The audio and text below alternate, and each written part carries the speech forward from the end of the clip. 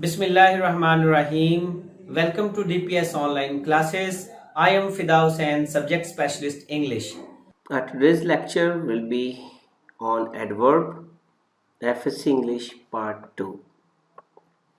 Dear students, correction में जितने भी पार्ट ऑफ स्पीच हैं उनमें एडवर्ब 5वें नंबर पे है।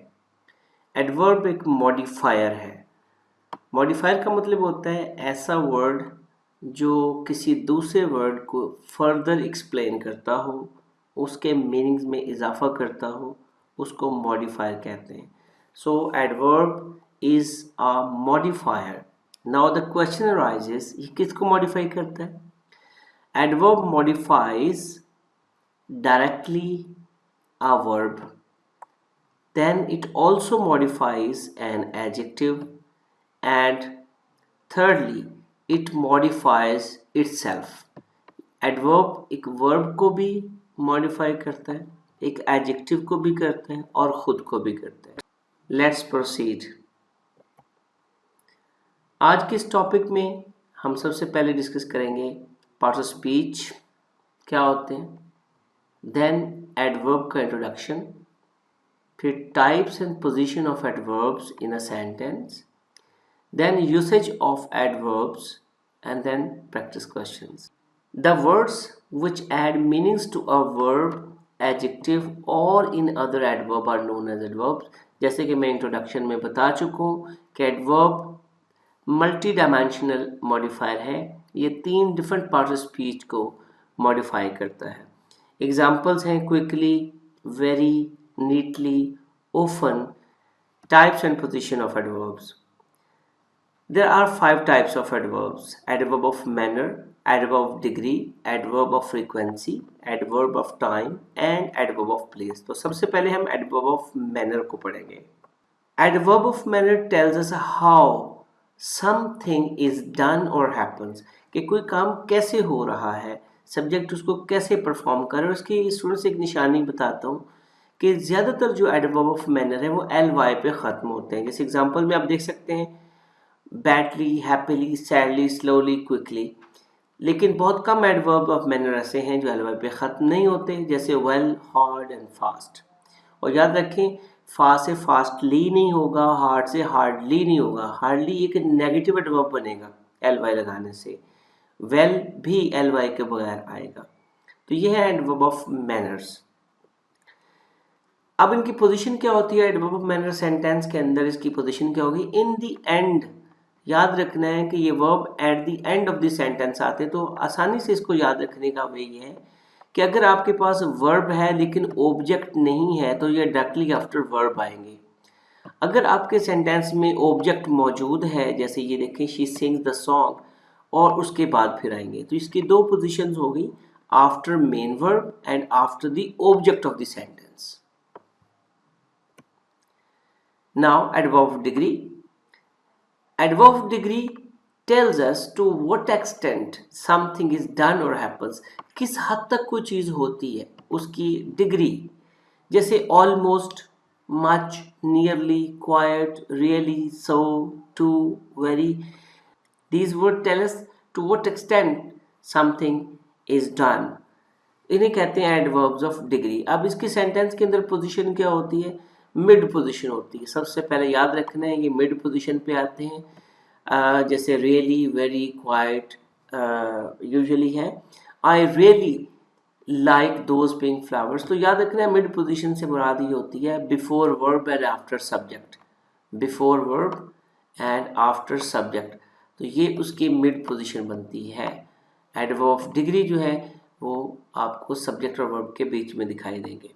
फिर एक पोजीशन एट द एंड होती है। 2 याद रखने, आ लॉट और आ बिट। ये भी एडवर्ब ऑफ डिग्री है लेकिन ये हमेशा एंड पे यूज होते हैं, तो ये उसमें एक्सेप्शन कह लें, उसके अंदर एक नई लर्निंग कह लें। A lot and a bit are also adverbs of degree. They are use at the end of a sentence. Look at this example, I'd just like to change things a bit। तो a bit जो है वो adverb of degree है जो कि at the end use होगा। Now adverb of frequency। Adverbs of frequency tells us how often how often, दिन में कितनी बार, एक काम कितनी दफ़ा रिपीट होता है. समथिंग इज डन और happens. Words use adverb of frequency include again. और ये जो वर्ड्स हैं इनको हम एडवर्ब्स ऑफ फ्रीक्वेंसी कहते हैं क्योंकि हमें बताते हैं काम कितनी बार परफॉर्म होता है. फॉर एग्जाम्पल आप डोज ऑफ मेडिसिन लेते हैं तो एक डोज के अंदर कितनी मेडिसिन है. आई मीन 2 टैबलेट्स हैं, 3 टैबलेट्स हैं. तो ये जो टैबलेट्स की तादाद है ये आएगी एडवर्ब ऑफ डिग्री. 2, 3, 4 जितने भी हैं. लेकिन आप दिन में कितनी दफ़ा वो डोज रिपीट करते हो ये आएगा adverb of frequency. Like twice a day, thrice a day अगर आप लेते हैं कोई चीज़ तो ये एडवर्ब ऑफ फ्रीक्वेंसी होगा. एग्जाम्पल में देखें, hardly ever say something, he frequently phone home, she never smile back, write to each other very occasionally. ये जो एग्जाम्पल में अंडरलाइंड वर्ड्स हैं ये एडवर्ब्स ऑफ फ्रीक्वेंसी हैं. और सेंटेंस के अंदर इनकी पोजीशन देख लें. बिफोर द एक्शन वर्ब भी आते हैं और आफ्टर द एक्शन वर्ब भी आते हैं. बिफोर द एक्शन वर्ब, अब एक्शन वर्ब है told. He has never told a lie, तो ये एडवर्ब फ्रीक्वेंसी मेन वर्ब से पहले आएंगे. ऑलवेज, एवर, नेवर ये सारे आपने याद किया होगा. और एट द एंड कुछ ऐसे हैं जो एंड पे, जैसे इस एग्जांपल में देखें, we write to each other very occasionally, तो ये एंड पे भी आता है. तो इसकी कोई फिक्स फॉर्म नहीं है लेकिन मोस्टली जो एडवर्ब ऑफ फ्रीक्वेंसी है वो मेन वर्ब से पहले आते हैं.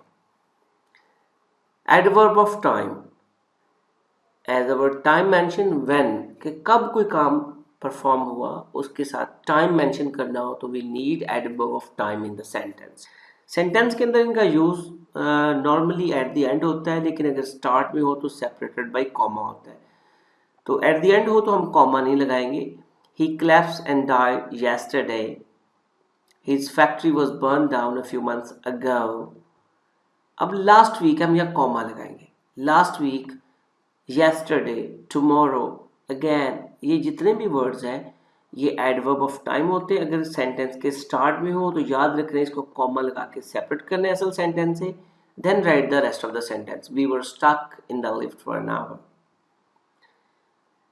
एडवर्ब ऑफ टाइम को हम दो हिस्सों में डिवाइड भी कर सकते हैं. एक वो टाइम जो इंडेफिनिट होता है जिसमें कोई आइडिया नहीं होता कि एक्चुअली कितना टाइम है, और दूसरा डेफिनेट यानी लिमिटेड टाइम है. जैसे एग्जांपल में इंडेफिनिट में always, often, usually, frequently, already. तो इसमें एक अनलिमिटेड कॉन्सेप्ट ऑफ टाइम होता है जैसे यूनिवर्सल ट्रूथ्स में होता है. और डेफिनेट में एक स्पेसिफिक टाइम लिमिट में किया गया काम मेंशन किया जाता है जैसे yesterday, ago, tomorrow, now, etcetera. Adverb of time की पोजीशन क्या होती है सेंटेंस में? Look at the structure. Subject के बाद एडवर्ब, फिर वर्ब, फिर ऑब्जेक्ट. अब ये याद रखें कि जो इंडेफिनिट टाइम होता है वो वर्ब से पहले लगाना है और जो डेफिनेट टाइम होता है वो एंड पे लगाना है. ही ऑलवेज कम्स हियर. अब ये इंडेफिनिट टाइम है, याद रखिएगा ये जो टाइम है ये इंडेफिनिट टाइम है वो हमेशा वर्ब से पहले लगाना है. और जो डेफिनेट टाइम होता है जैसे एग्जांपल्स भी आपको बताइए हैं, यस्टरडे, अगो, टुमारो, इसको एंड ऑफ द सेंटेंस यानी ऑब्जेक्ट के बाद, अगर ऑब्जेक्ट नहीं है तो वर्ब के बाद लगाना है. Let's move to adverb of place. Adverb of place gives the idea of where an action is done. कोई काम कहाँ पे हुआ, above, below, here, outside, over, there, under, upstairs. तो ये वो वर्ड्स हैं जो हमें प्लेस का आइडिया देते हैं where an action has been done. Sentence में इसका यूज देखें. We can stop here for lunch. अब स्टॉप मेन वर्ब है. याद रखना है जब भी हमने एडवर्ब की पोजीशन को समझना है we need to understand verb, और ज़्यादातर एडवर्ब वर्ब के बाद आते हैं सिवाय एडवर्ब ऑफ फ्रीक्वेंसी के और टाइम के जो हमने देखा कि वो वर्ब से पहले आते हैं. बाकी तमाम एडवर्ब्स बाद में आते हैं. तो here gives us the idea of place. Then the school boy was knocked over.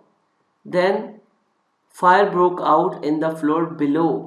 तो प्लेस का जो आइडिया है जिस वर्ड से दिया जाता है उसे एडवर्ब ऑफ प्लेस कहते हैं and that is use after the verb. जैसे इसकी पोजीशन को देखें, आफ्टर द वर्ब ही इसकी एक पोजीशन है, आई शैल गो देयर. तो there is adverb of place. तो now let's go through the usage of adverb. अब हम पढ़ेंगे इसका यूज क्या है, इसके रूल्स बिहाइंड क्या है। सबसे पहले तो अगर एक से ज़्यादा एडवर्ब्स आपके सेंटेंस में आ जाए तो उसकी एक खास तरतीब होती है, उसका एक रॉयल ऑर्डर होता है जिसको फॉलो करना होगा। जैसे आपने प्रोनाउन की तरतीब भी पढ़ी है, एडजेक्टिव की भी पढ़ी है, तो अब ये एडवर्ब की भी एक खास तरतीब होती है।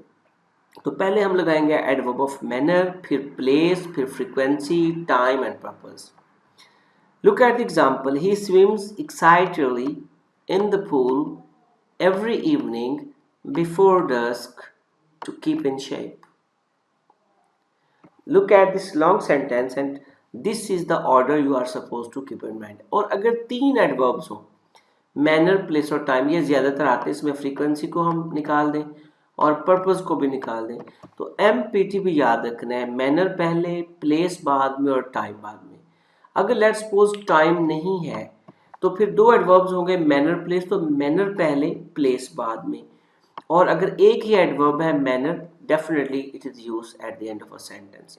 तो अगर आपके एडवर्ब्स में ये पांचों है सेंटेंस के अंदर, तो उसकी ये ऑर्डर आपने याद रखनी है, manner, place, frequency, time and purpose. Number 2, very and enough. ये दोनों एडवर्ब्स हैं, ये इकट्ठे यूज नहीं करने आपने। जैसे is very kind enough, no, adjective हो तो उससे पहले वेरी लगाना है, ही इज वेरी काइंड, या अगर वेरी नहीं लगाना है, ही इज काइंड इनफ, तो ये लगाना है। तो इकट्ठे दोनों आप यूज नहीं कर सकते। रूल नंबर 3, एडवर्ब वेरी याद रखिएगा पॉजिटिव डिग्री ऑफ एडजेक्टिव से पहले लगाते हैं। पॉजिटिव एडजेक्टिव की पहली डिग्री को कहते हैं, इससे पहले आपने वेरी लगाना है और कोई नहीं लगाना। और दूसरे नंबर पे very present participle ING form में अगर एडजेक्टिव आ जाए तो उससे पहले भी आपने वेरी ही लगाना है। मच पास्ट पार्टिसिपल जिसको वर्ब की थर्ड फॉर्म कहते हैं, अगर पास्ट पार्टिसिपल हो तो उससे पहले मच लगेगा। फार और मच इसका दूसरा यूज है कंपैरेटिव डिग्री के साथ। अगर कंपैरेटिव डिग्री आती है यानी एडजेक्टिव की दूसरी डिग्री आती है, उससे पहले आप मच लगा सकते हैं और फार का वर्ड लगा सकते हैं, फार बेटर, मच बेटर। ये दोनों एडवर्ब्स एडजेक्टिव की सेकंड डिग्री से पहले यूज होंगे। इसमें एक एक्सेप्शन भी है कि हमने भी पढ़ा कि वेरी जो है वो हम यूज करते हैं पॉजिटिव डिग्री से पहले और मच यूज करते हैं पास्ट पार्टिसिपल से पहले। तो look at this adjectives. Tired ये पास्ट पार्टिसिपल है, प्लीज्ड भी पास्ट पार्टिसिपल है, डिलाइटेड भी पास्ट पार्टिसिपल है, सरप्राइज्ड भी पास्ट पार्टिसिपल है और ओब्लाइज्ड भी पास्ट पार्टिसिपल। तो प्रीवियस रूल के अकॉर्डिंग तो मच लगना चाहिए, लेकिन नहीं, यही एक्सेप्शन है कि इन 5 एडजेक्टिव से पहले हमने मच नहीं बल्कि वेरी लगाना है। Very is used before these given adjectives. Here are the examples. She is very happy because happy positive degree है। I feel much better than Ali, better दूसरी डिग्री है तो much लगेगा। Israel is much hated by us, अब hated past participle है, much लगेगा। I am very pleased at your, अब pleased भी past participle है hated की तरह, लेकिन ये exception में आता है pleased, तो इससे पहले अपने much नहीं बल्कि very लगाना है। तो these are the examples. Number 4, adjective is always used before the adverb enough. याद रखिएगा जब enough कहीं यूज हुआ हो तो वो एडजेक्टिव के बाद लगाना है, पहले नहीं लगाना। और अगर नाउन हो, जैसे ये मनी नाउन है, तो इनफ उससे पहले आना है। इनफ के बारे में याद रखना है, एडजेक्टिव के बाद नाउन से पहले यूज करना है। रूल नंबर 5, मच टू, ये कंस्ट्रक्शन आपने तब यूज करनी है जब उसके बाद एडजेक्टिव आ रहा हो, जैसे much too big, big is adjective. अगर नाउन आ रहा हो तो फिर आपने टू मच लगाना है। एडजेक्टिव से पहले मच टू, नाउन से पहले too much. Look at these nouns. Miser is a noun, covered, love, friend here. In noun को जब हम एडजेक्टिव में कन्वर्ट करते हैं तो ly फॉर्म बनती है, miserly, cowardly, lovely, friendly, yearly। तो याद रखें स्टूडेंट ये एडजेक्टिव्स हैं, इनको आपने एडवर्ब्स ऑफ मैनर नहीं समझना, यही मिस्टेक है जो बच्चों से अक्सर होती है। तो these are the adjectives not adverb of manners. अब हम इसे एडवर्ब बनाएंगे तो वो कैसे बनेगी, एडवर्बियल बनेंगे। फ्रेजेस की सूरत में, जैसे माइजर से बनेगा इन अ माइजरली मैनर, कवर्ड से लाइक अ कवर्ड या इन अ कवर्डली मैनर, फ्रेंडली से लाइक अ फ्रेंड और इन अ फ्रेंडली मैनर। ये तो अब इन सब में से देखें करेक्ट कौन सा है। ही लिव्स माइजरली, नो, क्योंकि माइजरली एडवर्ब नहीं है, वर्ब के बाद एडजेक्टिव है, ये नहीं आ सकता, wrong. He lives very miserly, no, ये भी wrong. He lives like miser, ये भी गलत, लाइक अ माइजर तो है। He lives in a miserly manner, अब ये वर्ब है तो वर्ब के बाद ये एडवर्बियल फ्रेज आ सकती है, तो option D is correct.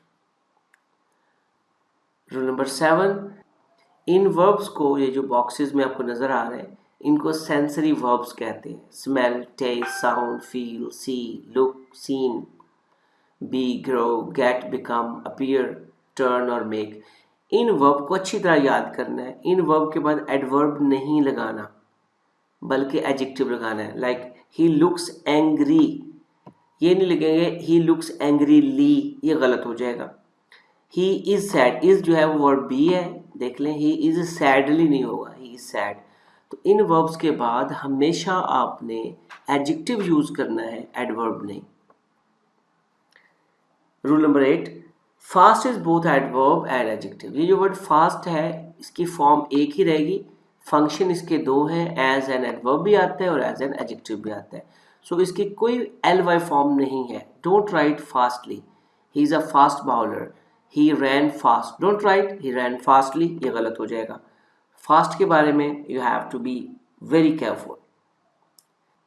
Rule number 11, never. तो ये एक नेगेटिव एडवर्ब है। याद रखना है जब कोई भी सेंटेंस नेगेटिव एडवर्ब से स्टार्ट होगा तो हम उसके बाद वर्ब लगाएंगे, जैसे डज है, विल है, etcetera. Not only negative adverb है, हार्डली नेगेटिव एडवर्ब है। तो जितने भी नेगेटिव एडवर्ब्स हैं अगर हम उसे सेंटेंस को स्टार्ट करते हैं तो उसके बाद वर्ब पहले आएगा और सब्जेक्ट दूसरे नंबर पे आएगा। Now students, let's have some practice. Look at these wrong sentences. He is enough rich to buy this house. अब मैंने बताया था कि rich एडजेक्टिव है, एडजेक्टिव के बाद लगता है he is rich enough to buy this house. I go to see my friend often. Often adverb frequency है, इसको उठा के अपने main verb से पहले ले आना है। I often go. This scenery is too charming. ing form present participle होती है, उससे पहले हम very लगाते हैं, to नहीं लगाते। He walks very fast. He walks faster than you. तो ये walks very faster। अब ये सेकेंड डिग्री है तो सेकेंड डिग्री की कंपैरिजन है तो उससे पहले हम वेरी नहीं लगाएंगे, मच लगाएंगे। He carefully thought about the matter। अब ये एडवर्ब ऑफ मैनर है तो इसको आप ये अबाउट द मैटर, ये ऑब्जेक्ट है तो इसको उठा के अपने यहाँ लिखना है। अगर ये ऑब्जेक्ट ना होता तो इसको वर्ब के फॉर्म बाद भी लिख सकते थे। The milk is too hot. Hot is positive degree of adjective, तो to नहीं लगाएंगे, very लगाएंगे। The milk is very hot to drink। अब ये to जब भी इन्फिनेटिव आता है उससे पहले हम very नहीं TOO लगाते हैं। TOO hot to drink। I was too pained to hear this news। अब ये फिर दोबारा देख लें कि I was much pained। अब ये very pained नहीं आएगा क्योंकि आगे to इन्फिनेटिव है। I was much pained to hear this। 9 पे देखें जी, your pay is enough high for me. Your pay is enough high for me, तो एडजेक्टिव हाई है तो इनफ उसके बाद आना है, high enough for me. He was much rich, very rich. He speaks the truth always, always frequency है तो verb से पहले लगेगा, he always speaks. She is very foolish to answer. अब टू इन्फिनेटिव है तो वेरी नहीं लगेगा, TOO लगेगा। This task is too much difficult, ये एडजेक्टिव है तो टू मच नहीं आना, मच टू आना, इसको इन्वर्स करेंगे, much too difficult. Honey is too sweet, positive degree है, वेरी स्वीट आएगा। आई एम वेरी ओब्लाइज, तो ये वर्ब उनमें से गिवन वर्ड्स में से है तो मच ओब्लाइज आना है। मच ओब्लाइज आपको पता है पास्ट पार्टिसिपल में जो भी होते हैं उससे पहले हम मच लगाते हैं, पॉजिटिव डिग्री से पहले वेरी लगते हैं। Thank you very much students. Let's move to the second part of this lecture. FSC English Part 2. Topic is conjunction. Student conjunction का पार्ट ऑफ स्पीच में 7वां नंबर है और जैसे लफ्ज़ कंजंक्शन का मतलब ही जोड़ना होता है तो ये कनेक्टर के तौर पे काम करता है और ये गिवन वर्ड्स में, फ्रेजेस में, क्लॉजेस में एक कनेक्शन डेवलप करता है। That's why it is called conjunction. आज का हमारा टॉपिक इसी के ऊपर है। तो इस टॉपिक में हम क्या पढ़ेंगे, कंजंक्शन क्या होती है, इसकी डेफिनेशन को देखेंगे, फिर हम देखेंगे इसकी टाइप्स को, फिर हम देखेंगे कॉमन एरर्स जो कंजंक्शन में नॉर्मली होती हैं। Then we have some practice questions. Let's begin with definition. A conjunction connects two or more sentences, clauses or parts of clauses. जैसे एग्जांपल में देखें, जमील एंड काशिफा, दो सब्जेक्ट्स हैं, एक जमील है, काशिफा, टू फ्रेंड्स, एंड के साथ उसको ज्वाइन करें तो कंजंक्शन बेसिकली कनेक्टर का काम करती है। Now it's types. Dear students, इसकी 3 टाइप्स होती हैं, coordinating conjunctions, subordinating conjunction and correlative conjunction. सबसे पहले हम कोऑर्डिनेटिंग को पढ़ेंगे। कोऑर्डिनेटिंग कंजंक्शन के बारे में ना आपने 2 बातें बहुत अच्छी तरह याद रखनी है कि ये इंडिपेंडेंट क्लॉजेस को ज्वाइन करती है, यानी 2 क्लॉजेस, दोनों parts of sentence should be independent. दूसरे नंबर पे ये इक्वल ग्रामेटिकल यूनिट्स को ज्वाइन करती है। जैसे सब्जेक्ट है तो दूसरा भी सब्जेक्ट होगा, वर्ब है तो 2 वर्ब को ज्वाइन करती है, 2 क्लॉजेस को ज्वाइन करती है, 2 एडजेक्टिव्स को ज्वाइन करती है, 2 प्रोनाउंस को ज्वाइन करती है। तो जो 2 सेम ग्रामेटिकल या इक्वल ग्रामेटिकल यूनिट्स हैं उनको भी ज्वाइन कंजंक्शंस ही करती हैं। और अगर क्लॉजेस हो तो वो इंडिपेंडेंट होना ज़रूरी है, इंडिपेंडेंट क्लॉज को भी ज्वाइन करती है। तो याद रखिए, इसके एक पंक्चुएशन से रिलेटेड बात है कि जब हम एक कोऑर्डिनेटेड कंजंक्शन यूज़ करते हैं और उसके दोनों तरफ एक अलग अलग इंडिपेंडेंट क्लॉजेस होती हैं तो कॉमा लगाना नहीं भूलना। कंजंक्शन से पहले ये कॉमा लाजमी लगाना है और अगर ये दूसरी तरफ कंप्लीट क्लॉज नहीं है फिर हम कॉमा नहीं लगाएंगे। तो याद रखें, जो कोऑर्डिनेटेड कंजंक्शन में कंजंक्शन यूज होती हैं उनको फैन बॉयज कहा जाता है। आगे उसकी डिटेल भी बताएंगे। तो look at the example, I am a night owl but she is an early bird. तो बर्ड से पहले कॉमा लगा और ये जो पहला पार्ट है ये भी एक इंडिपेंडेंट क्लॉज है और जो she is an early bird ये भी। तो बाकी एग्जांपल में भी आप गौर से पढ़ सकते हैं, दोनों तरफ एक इंडिपेंडेंट क्लॉजेस हैं, उनको ज्वाइन कर रही है coordinated conjunction. Look at this picture. एक इंडिपेंडेंट क्लॉज पहली जो ग्रीन में है, he ate pizza. Independent clause, she ate a salad. तो दोनों को जो कंजंक्शन ज्वाइन कर रही है वो कोऑर्डिनेटिंग है और कॉमा के साथ लिखे हुए और यही इसमें इंपॉर्टेंट लर्निंग है। दूसरी बात, ये जो कोऑर्डिनेटेड कंजंक्शन होती है ये टोटल 7 होती है, जैसे मैंने आपको बताया। इनको फैन बॉयज कहा जाता है। जैसे बॉटम पे देखिएगा, फॉर, एंड, नॉर, बट, और, येट एंड सो, ये 7 हैं। तो इसके इनिशियल लेटर्स को अगर ज्वाइन करें तो ये बनता है FAN फैन और BOYS बॉयज। इसको याद करना भी आसान हो जाएगा। तो जब कभी 2 इंडिपेंडेंट सेंटेंसेस में फैन बॉयज को लगाना हो तो आपने कॉमा के साथ लगाना है और इस तरह बने हुए सेंटेंस को हम क्या बोलते हैं, compound sentence. Now move on to subordinate conjunction. Subordinate, जैसे लफ्ज सबऑर्डिनेट का मतलब होता है मातहत, जो कैलिबर में नीचे हो, कम हो। तो ऐसी क्लॉज जिसके स्टार्ट में if, though, although, when, while, unless, still, after, before, as वगैरह आ जाए तो समझ लें कि वो सबऑर्डिनेट क्लॉज है या डिपेंडेंट क्लॉज है। और सबऑर्डिनेटेड कंजंक्शन वो कंजंक्शंस होती हैं जो एक इंडिपेंडेंट क्लॉज को डिपेंडेंट के साथ ज्वाइन करती हैं और vice versa. Look at the example, as he is ill. अब ये एक डिपेंडेंट क्लॉज है। अगली क्लॉज आपको लगेगा ये बिल्कुल इंडिपेंडेंट है, प्रिंसिपल क्लॉज है, मेन क्लॉज है। Although he is poor, again dependent clause है, फिर कॉमा लगाएंगे और ये इसको आप इन्वर्स करके भी लिख सकते हैं, he is honest although is poor, दोनों तरह लिखा जा सकता है, फिर आपने कॉमा नहीं लगाना। तो सबऑर्डिनेट कंजंक्शन डिपेंडेंट क्लॉज के स्टार्ट में आती है, ये हमेशा याद रखनी है। किसी भी डिपेंडेंट क्लॉज से पहले जो कंजंक्शन यूज होगी उसको हम सबऑर्डिनेट कंजंक्शन कहेंगे। सेंटेंस में इसका यूज मैंने जैसे बताया स्टार्ट में होता है डिपेंडेंट क्लॉज में, if you work hard you will pass, while walking on the road I saw him। तो while walking वाली जो क्लॉज है यहाँ तक ये डिपेंडेंट है और ये आगे इंडिपेंडेंट है।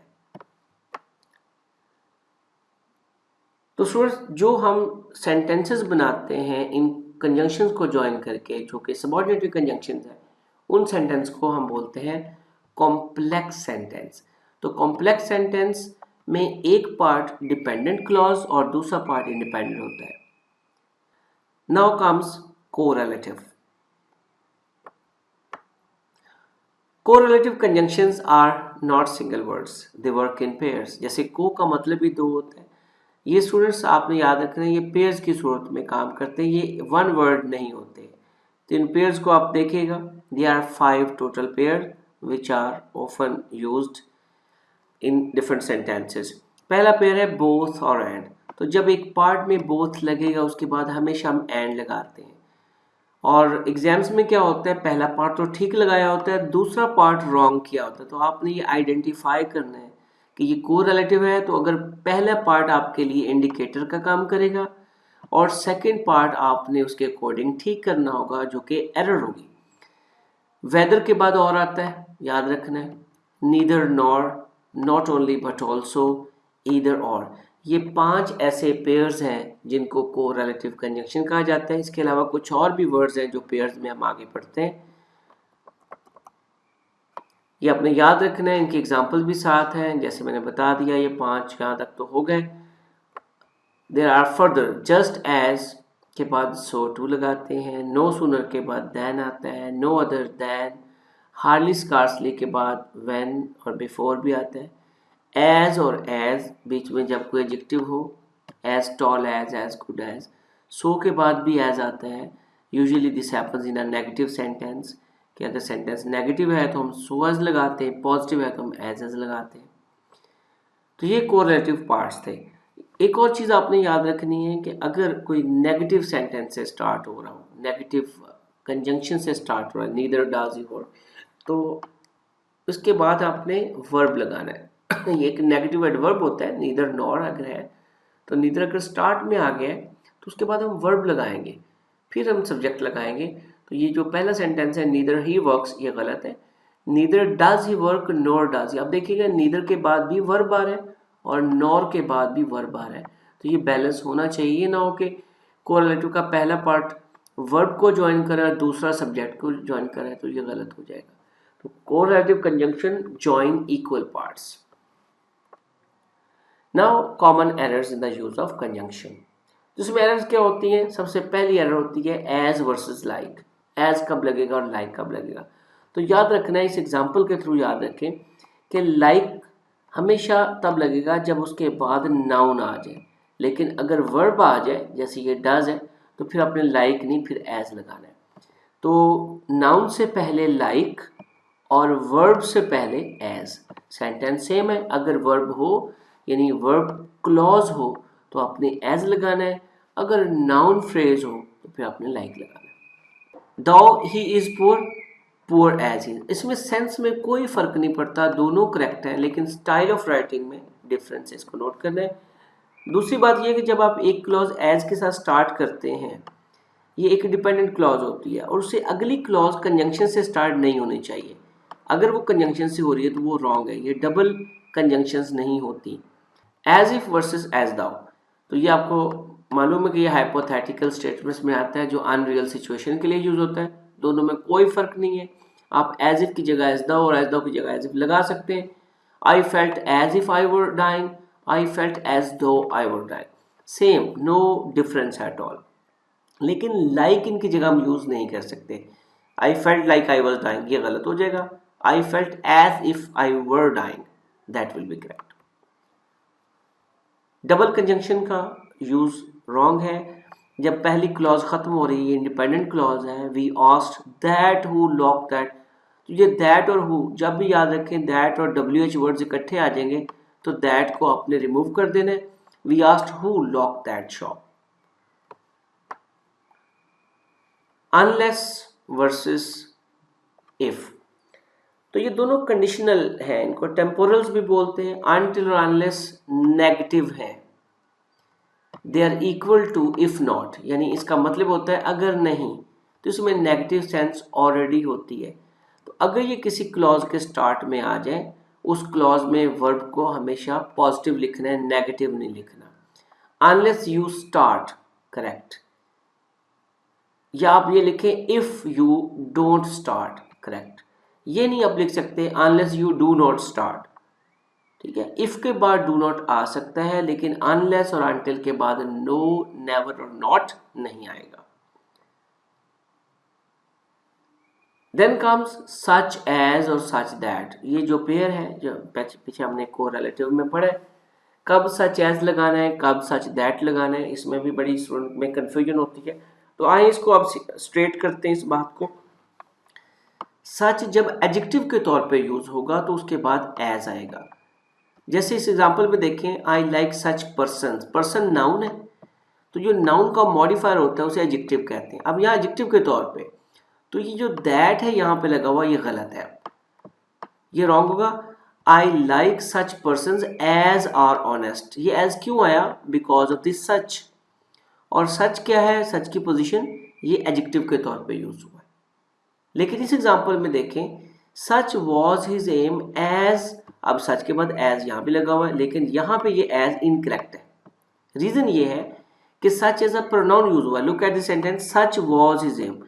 अब सच सब्जेक्ट के तौर पे आया, वॉज आगे वर्ब है, तो आपको मालूम है कि ये सब्जेक्ट या नाउन होता है या प्रोनाउन होता है, तो सच नाउन तो नहीं है।